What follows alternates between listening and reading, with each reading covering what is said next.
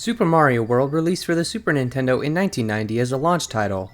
Its main goal was to build upon the formula present in this game's predecessor, Super Mario Bros. 3. Super Mario World would essentially act as a Super Mario Bros. 4, which naturally meant that it would play nearly identical to the previous installments and include much of the same level designs and layouts that they did. Super Mario World was truly a big deal at its time of release, and I mean, why wouldn't it be? It was the newest Mario adventure releasing on the newest Nintendo console, which would vastly improve upon the original NES in many ways. The Super Nintendo was capable of displaying 16-bit graphics as opposed to its predecessor, which was only able to display 8-bit graphics. This opened room for a massive upgrade, which Nintendo absolutely capitalized on. Super Mario World looks far better than Mario Bros. 3 in every way. Everything from Mario's design, to the wackier enemies, to the gorgeous backgrounds would create an experience unlike anything the world had ever seen up to that point. Along with this, the music also received a massive improvement over the NES. I'll go more in depth on the music a bit later, but just know that for now, it is simply fantastic. Super Mario World wastes no time in showing off the capabilities of the Super Nintendo, and it does a great job at portraying the vast superiority this console has over its predecessor. This is seen immediately with the massive world map, which is all interconnected this time compared to how it was in Super Mario Bros. 3. Even today, the world map is quite huge and contains a ton of split pathways and secrets to discover along the way. This is just such an iconic map in and of itself, and there's a reason it's looked back on so fondly today. It truly brought life into the adventure and gave the game its own unique feel, which no other title has managed to capture ever since. But the world map isn't the only memorable thing about Super Mario World, far from it. In fact, the stages themselves might be even more iconic. The level design seen here is top notch, and it feels like this was when Nintendo truly started to understand Mario's core concept, and as a result, they pumped out some truly incredible courses. These were all very tightly designed and actually pose a much greater challenge than the playful art style would lead you to believe. You really have to use your brain in a few of these levels, as in some cases, you can't even complete a stage unless you find the secret key leading you to the exit. On top of that, the enemies can get pretty brutal at times with surprisingly tough attack patterns to maneuver around. If it's your first time playing Mario World, you might actually come across some issues with these guys, as it really does take time to memorize their patterns if you want to survive long enough to see that finish line. There is a way to make these stages easier though, and that's by using Yoshi, of course. Super Mario World was actually the first game to introduce Yoshi to the world, which was also one of the main selling points of the game at the time. The lovable green dinosaur works great in this title, as it never feels like he breaks the level design. In fact, Yoshi adds a ton of extra strategy to the game as he not only acts as an extra hit point, but you can use him as a last-ditch attempt to launch Mario to safety. He doesn't have his famous flutter jump here, which only benefits the game in my opinion, as I feel like that move just wouldn't have worked as well with the way these stages are laid out. Another great thing about Yoshi that the modern games could learn from is that you can actually take him with you if you manage to complete a level with him. I never understood why this mechanic never returned in the later entries, as it was a great way to reward the player for making it all the way through an obstacle-filled course without losing him. He acts more like a multi-layered power-up in this entry rather than an overused gimmick.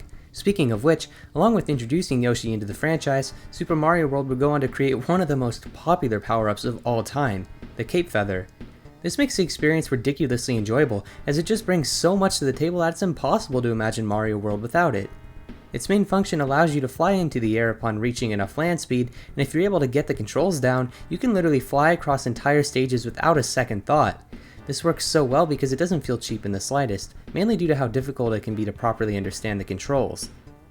On top of that, you need to know the right time to hit the D-pad so that Mario floats back up, otherwise you could be nailed by an object or enemy.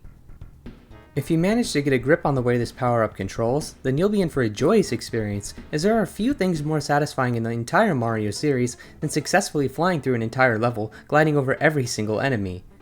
On top of the flying mechanic, you can also whack enemies with it and slowly descend. Overall, the Cape Feather is essentially a much better version of the Tanuki Leaf from Mario Bros. 3, at least in my opinion. Now to pick up where I left off earlier, I want to talk more about the music of Super Mario World. Well, actually, there really isn't much to say, as this is simply one of the most iconic soundtracks in not only the Mario franchise, but in all of gaming. It introduced some of the most memorable and beloved themes of all time. You got the overworld theme, the athletic theme, the ghost house theme, and the end credits theme, among many more. It's crazy to think that one of the most recognizable soundtracks in all of gaming comes from a 16-bit console. It really goes to show how a talented composer can make the most out of any given situation, and still succeed immensely in bringing the audience a beautiful experience. Going forward, I doubt there will be many games that produce such a fantastic work of art in the sound department, as Koji Kondo really is one of the greatest composers of all time, so you can imagine how difficult it might be for someone else to match the masterful tunes that Kondo has gifted the world with for years on end now. In any case, one of the most prominent characteristics of Super Mario World is its abundance of secret exits spread throughout the levels.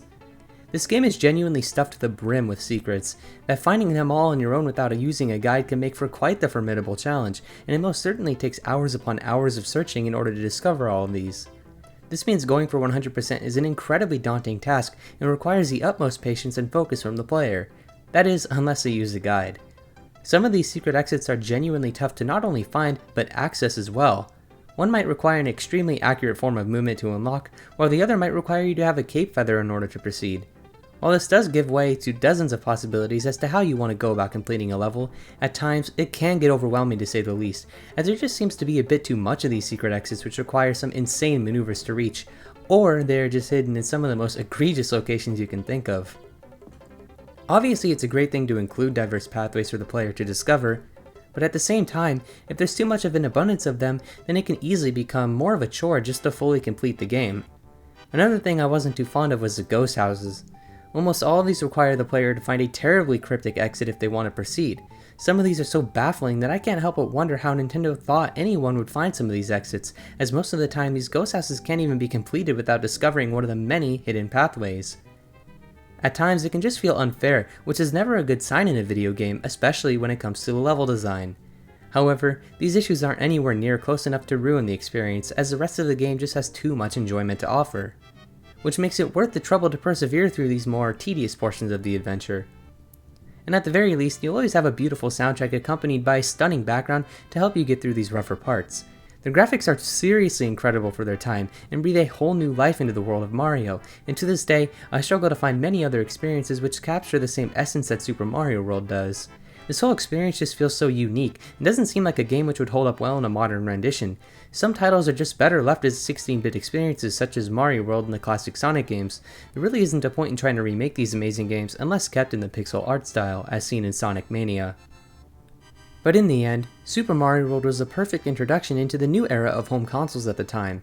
It took everything the world loved so much about Super Mario Bros. 3 and cranked everything up to 100. People love to debate on whether Mario Bros. 3 or World are the better games, but to me, it will always be Super Mario World. While Super Mario Bros. 3 is an incredible game in its own right, I just don't believe that it could possibly top the masterpiece that is Super Mario World. This will always be one of the most beloved video games of all time, as its blend of a beautiful soundtrack, a wide variety of new and exciting enemies, and pristine level design all culminate to make an experience truly worthy of anyone's time. Speaking of which, I hope you all enjoyed your time watching this video, and I look forward to meeting you in the next one.